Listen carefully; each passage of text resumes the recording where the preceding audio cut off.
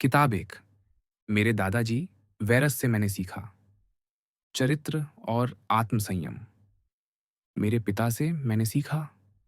ईमानदारी और पुरुषत्व मेरी माता से।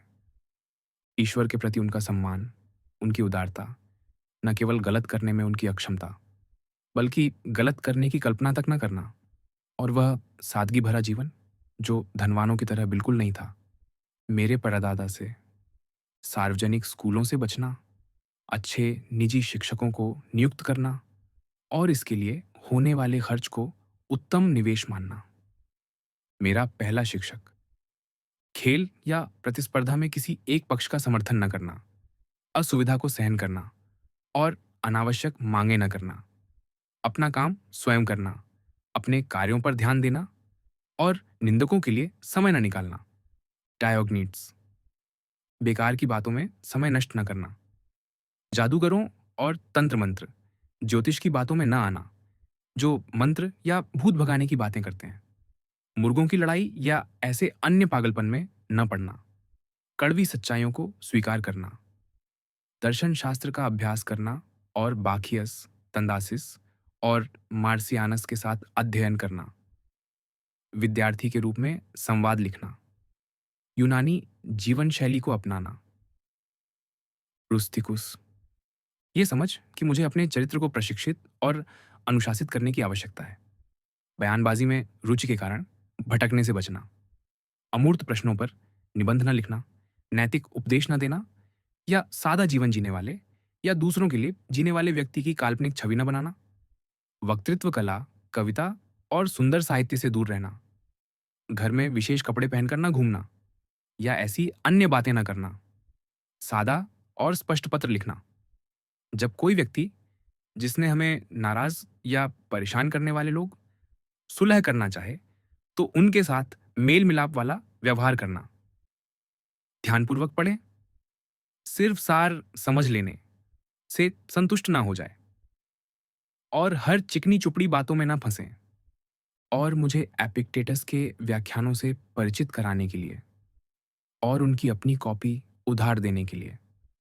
अपोलोनियस स्वतंत्रता और अटल विश्वसनीयता और केवल दिव्य सिद्धांत पर ध्यान देना, चाहे वह कितना भी क्षणिक क्यों हो, और सभी परिस्थितियों में एक जैसा रहना।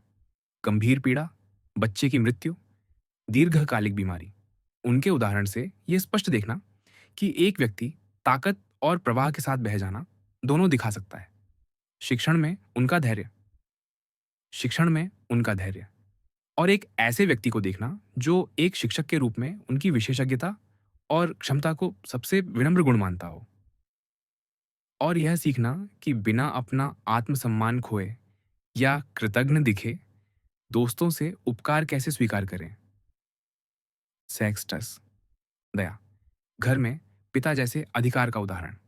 प्रकृति के अनुसार जीने का अर्थ समझना, बिना बनावट का गंभीरपन, दोस्तों के प्रति सहज संवेदना, शौकिया और अस्पष्ट सोच वालों के प्रति सहनशीलता, सभी के साथ घुल मिल जाना। उनकी संगति सबसे बड़ी प्रशंसा थी और यह अवसर उनके आसपास के लोगों के लिए सम्मान की बात थी। समझ और तर्क के साथ उन सिद्धांतों की जांच और विश्लेषण करना जिनके अनुसार हमें जीना चाहिए। क्रोध या अन्य भावनाओं का प्रदर्शन न करना, जुनून से मुक्त होकर भी प्रेम से भरपूर होना। बिना आडंबर के प्रशंसा करना, बिना दिखावे के विशेषज्ञता प्रदर्शित करना।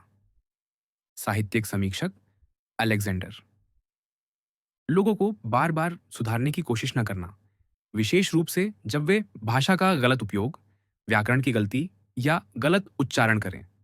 उन पर न टपकना, बल्कि उनके प्रश्न का जवाब देना, एक और उदाहरण देना, मुद्दे पर चर्चा करना, उनके शब्दों पर नहीं, या चर्चा में कुछ और योगदान देना और सही शब्द को बिना दिखावे शामिल करना। फ्रॉन्टो सत्ता से उत्पन्न होने वाली दुर्भावना, चालाकी और पाखंड को पहचानना और अच्छे परिवारों से आने वाले लोगों में अक्सर दिखाई देने वाली विशेष क्रूरता को समझना। अलेक्जेंडर दी प्लेटोनिस्ट लोगों से बार बार यह न कहना कि मैं बहुत व्यस्त हूं, जब तक कि मैं वास्तव में व्यस्त न हूं। इसी तरह दबाव वाले काम के कारण अपने आसपास के लोगों के प्रति जिम्मेदारियों से न भागना। कैटुलस, किसी मित्र के रोष को, यहाँ तक कि अनुचित रोष को नज़रअंदाज न करना, बल्कि चीज़ों को ठीक करने की कोशिश करना। अपने शिक्षकों के प्रति निःस्वार्थ सम्मान और अपने बच्चों के प्रति निःस्वार्थ प्रेम प्रदर्शित करें। मेरा भाई सेवेरस, अपने परिवार, सत्य और न्याय से प्रेम करना। उनके माध्यम से मैं त्रासिया, हेल्विडियस, कैटो, डायन और ब्रूट्स से परिचित हुआ और एक ऐसे समाज की कल्पना की जिसमें समान कानून हो, समानता और भाषण की स्वतंत्रता हो, और शासक अपनी प्रजा की स्वतंत्रता को सर्वोपरि सम्मान दें। उनसे ही दर्शन शास्त्र को महत्व देने में स्थिरता और निरंतरता सीखी। दूसरों की मदद करने और साझा करने की उत्सुकता, निराशावादी ना होना और अपने दोस्तों के स्नेह पर कभी संदेह न करना। जब लोगों ने उनकी अस्वीकृति अर्जित की, वे हमेशा इसे जानते थे। उनके दोस्तों को कभी उनके रवैये के बारे में अनुमान लगाने की जरूरत नहीं थी। यह हमेशा स्पष्ट था। मैक्सिमस, आत्मसंयम और प्रलोभनों के प्रति प्रतिरोध, विपत्ति में आशावाद, विशेष रूप से बीमारी में, संतुलित व्यक्तित्व, गरिमा और शालीनता एक साथ, बिना शिकायत के अपना काम करना, दूसरों का विश्वास कि वह जो कहता था वही सोचता था और जो करता था वह बिना दुर्भावना के करता था, कभी हक्का बक्का या भयभीत न होना, न जल्दबाजी, न हिचकिचाहट, न भ्रमित, न हार मानने वाला, न चापलूसी करने वाला, न आक्रामक, न संदिग्ध, उदारता, दान, ईमानदारी। यह एहसास कि वह मार्ग पर बना रहता है, न कि उस पर बनाए रखा जाता है। कोई भी कभी यह नहीं महसूस करता था कि वह उसका तिरस्कार करता है या उस स्थिति में है कि वह तिरस्कार कर सके। हास्य की भावना, मेरे दत्तक पिता। करुणा, निर्णय लेने के बाद अटल रहना, सतही सम्मानों के प्रति उदासीनता। कठिन परिश्रम, दृढ़ता, जो भी सार्वजनिक हित में योगदान दे सकता था उसे सुनना, लोगों के साथ उनकी योग्यता के अनुसार व्यवहार करने की दृढ़ इच्छा, कब दबाव डालना है और कब पीछे हटना है इसका एहसास, अनुचित सुखों का पीछा करने से रुकना। उनका परोपकार, अपने दोस्तों से यह अपेक्षा न करना कि वे रात के खाने में उनका मनोरंजन करें या उनके साथ यात्रा करें जब तक कि वे स्वयं न चाहें। जो कोई भी कुछ काम निपटाने के लिए पीछे रह जाता था, उसे लौटने पर वही पाता था। बैठकों में उनके खोजी सवाल, एक तरह की एकनिष्ठता, कभी पहली छापों से संतुष्ट न होना या चर्चा को समय से पहले खत्म करना। दोस्तों के प्रति उनकी निष्ठा, कभी उनसे ऊबना नहीं या पक्षपात करना। आत्मनिर्भरता, हमेशा और प्रसन्नता, उनकी अग्रिम योजना और छोटी छोटी बातों पर भी सावधानी भरी नजर। प्रशंसा और चापलूसी के सभी प्रयासों पर उनकी पाबंदी। साम्राज्य की जरूरतों के प्रति उनकी निरंतर भक्ति। खजाने की उनकी देखभाल, दोनों के लिए जिम्मेदारी और दोष स्वीकार करने की उनकी इच्छा। देवताओं के प्रति उनका रवैया, कोई अंधविश्वास नहीं, और मनुष्यों के प्रति उनका रवैया, कोई जनसाधारण को लुभाना, कोई तारीफ करना, कोई खुशामद करना। हमेशा संयमित, हमेशा स्थिर और कभी अश्लीलता या सनक का शिकार नहीं। जो भौतिक सुख सुविधाएं भाग्य ने उन्हें प्रचुर मात्रा में प्रदान की थीं, उनका उपयोग उन्होंने बिना घमंड और बिना माफी के किया। अगर वे मौजूद थीं तो उन्होंने उनका लाभ उठाया, अगर नहीं तो उनकी कमी नहीं खली। किसी ने भी उन्हें चिकनी चुपड़ी बात करने वाला, बेशर्म या पंडिताऊ नहीं कहा। लोग उन्हें वैसे ही देखते थे जैसे वह थे, जीवन द्वारा परखा गया एक व्यक्ति, कुशल, चापलूसी से अडिग, स्वयं और दूसरों को शासन करने के लिए योग्य। दर्शन शास्त्र का अभ्यास करने वालों के प्रति उनका सम्मान, कम से कम उन लोगों के लिए जो इसके प्रति ईमानदार थे, लेकिन दूसरों का तिरस्कार किए बिना या उनकी बात सुनकर। लोगों के साथ सहजता महसूस करने और उन्हें सहज कराने की उनकी क्षमता, बिना दबाव डाले। अपने स्वास्थ्य का पर्याप्त ध्यान रखने की उनकी इच्छा, न तो स्वास्थ्य के प्रति जुनूनी और न ही अपनी उपस्थिति के प्रति, लेकिन चीजों को नजरअंदाज भी नहीं करना, जिसके परिणाम स्वरूप उन्हें शायद ही कभी चिकित्सकीय ध्यान, दवाओं या किसी प्रकार के मरहम या लेप की आवश्यकता पड़ी। विशेष रूप से यह विशेषज्ञों को वक्तृत्व, कानून, मनोविज्ञान जो भी हो, स्थान देने की उनकी इच्छा और उन्हें उत्साहपूर्वक समर्थन देना, ताकि प्रत्येक अपनी क्षमता को पूरा कर सके। उन्होंने हमारे पारंपरिक मूल्यों की रक्षा करने के लिए स्वयं को लगातार बधाई दिए, बिना परंपरा का सम्मान किया। भटकने या हर दिशा में खींचे जाने की प्रवृत्ति न होना, बल्कि वही पुराने स्थान और वही पुरानी चीजें। उनके सिर दर्द का दौरा पड़ सकता था, फिर भी वे तुरंत अपने काम पर वापस लौट जाते थे, तरोताजा और अपनी पूरी क्षमता के साथ। उनके पास बहुत कम रहस्य थे, केवल राज्य के रहस्य, और वे भी बहुत ज्यादा नहीं। सार्वजनिक कार्यों को उचित सीमा में रखने का उनका तरीका, खेल, निर्माण परियोजनाएं, धन का वितरण आदि, क्योंकि वे इस बात को देखते थे कि क्या करने की जरूरत है, न कि इसके लिए मिलने वाली प्रशंसा को। अजीब समय पर स्नान न करना, स्वार्थी निर्माण परियोजनाएं न करना, भोजन, कपड़ों के कट और रंग या आकर्षक गुलामों की परवाह न करना।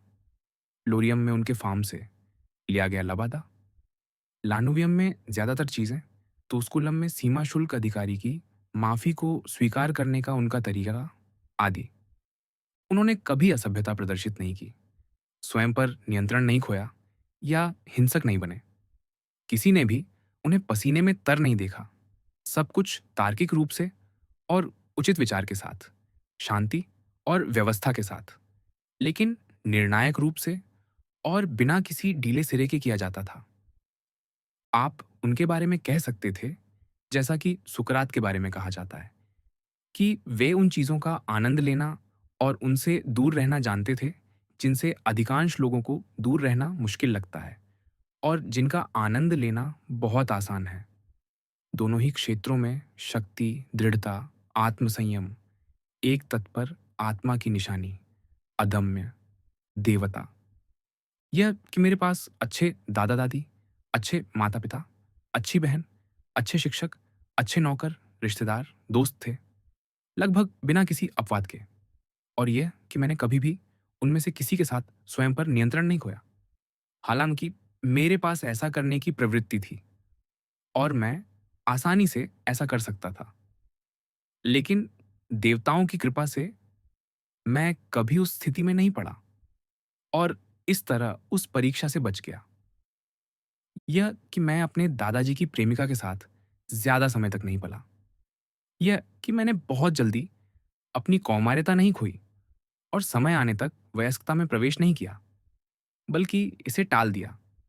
यह कि मेरे पास ऐसा शासक और पिता था जो मुझे घमंड से रोक सकता था और मुझे यह समझा सकता था कि दरबार में भी आप बिना अंगरक्षकों, शानदार कपड़ों, दीपों, मूर्तियों, पूरे तामझाम के बिना जी सकते हैं, कि आप लगभग एक सामान्य व्यक्ति की तरह व्यवहार कर सकते हैं, बिना शासक के रूप में लापरवाह या असावधान दिखे।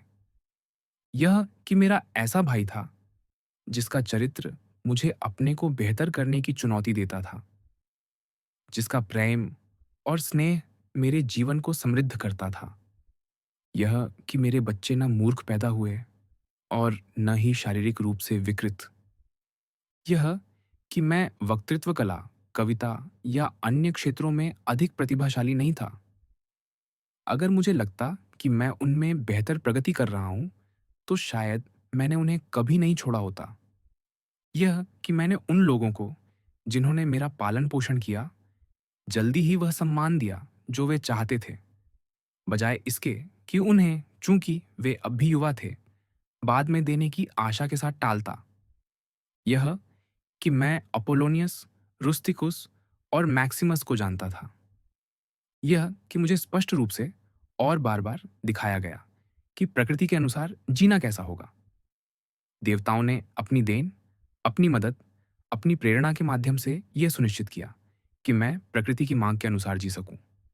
और अगर मैं असफल रहा, तो यह किसी और का दोष नहीं, बल्कि मेरा है, क्योंकि मैंने उनकी बातों पर ध्यान नहीं दिया जो उन्होंने मुझे सिखाया।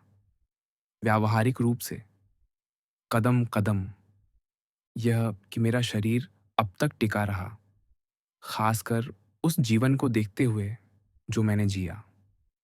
यह कि मैंने कभी बेनेडिक्टा या थियोडोटस पर हाथ नहीं उठाया, और यह कि बाद में जब मैं जुनून से अभिभूत हुआ, मैं उससे उबर गया। यह कि भले ही मैं अक्सर रुस्तिकुस से परेशान हुआ, मैंने कभी ऐसा कुछ नहीं किया जिसका मुझे बाद में पछतावा होता। यह कि भले ही मेरी माँ युवा अवस्था में मर गई, कम से कम उसने अपने अंतिम वर्ष मेरे साथ बिताए। यह कि जब भी मुझे किसी को पैसे की कमी या अन्य ज़रूरत में मदद करने का मन हुआ, मुझे कभी यह नहीं कहा गया कि मेरे पास इसके लिए संसाधन नहीं है, और यह कि मैं स्वयं कभी उस स्थिति में नहीं पड़ा कि मुझे किसी और से कुछ लेना पड़े। यह कि मेरी ऐसी पत्नी है, आज्ञाकारी, प्रेम करने वाली, विनम्र। यह कि मेरे बच्चों को योग्य शिक्षक मिले, सपनों के माध्यम से दी गई चिकित्सा। उदाहरण के लिए, जब मैं खून की उल्टी कर रहा था और चक्कर आ रहे थे, और कैटा में वह सपना। यह कि जब मैं दर्शन शास्त्र में रुचि लेने लगा, मैं ढोंगियों के हाथों में नहीं पड़ा और निबंध लिखने में उलझा, या तर्क काटने में व्यस्त हुआ, या भौतिकी में डूब गया। वे सभी चीजें जिनके लिए भाग्य और देवताओं की मदद चाहिए,